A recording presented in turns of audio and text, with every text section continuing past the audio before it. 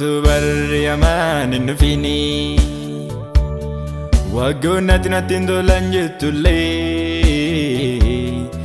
bara dargagummaa keetti uumaa kee yaadadhu matillee utubar yaman innufini waggoonnatti natti hin tolan jettullee bara dargagummaa keetti uumaa kee yaadadhu matillee yaa dargaggeessa yaa dargaggeessa yaa dargaggeessa lafa faanni kee adeemuttis deemi waan garaan kee hawwuus hundaa godhi guyyaadhumatti akka barachiisu beeki lafa faanni kee adeemuttis deemi waan garaan kee hawwuus duukaa bu'i guyyaadhumatti akka barachiisu beeki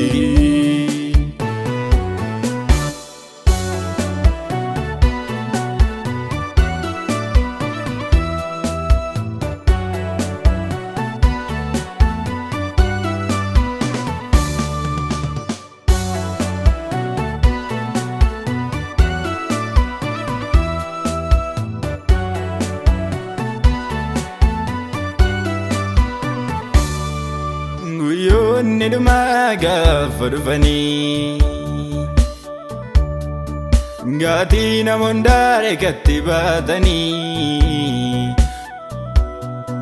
waan facaasaa turteen daammatta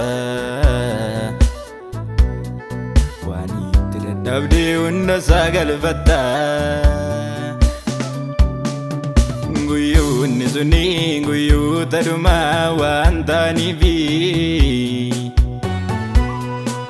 biiftuun ifashee jiinis ifashee hin geeddaratti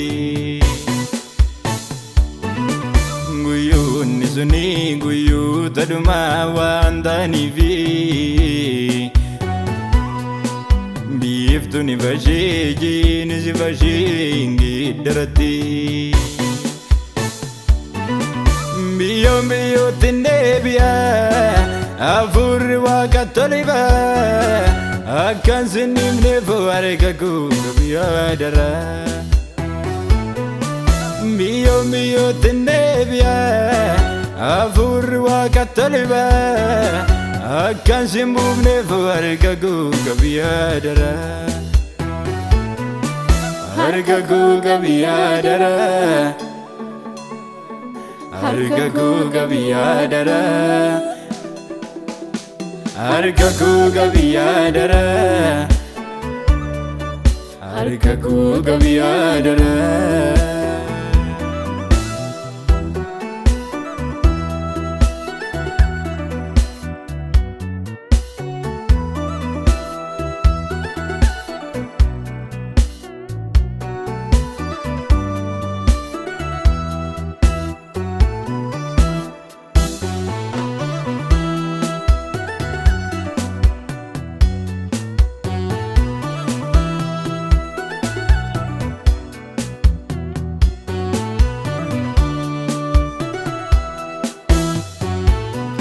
jireenyi sii galee jiraachuu yoo feete ammallee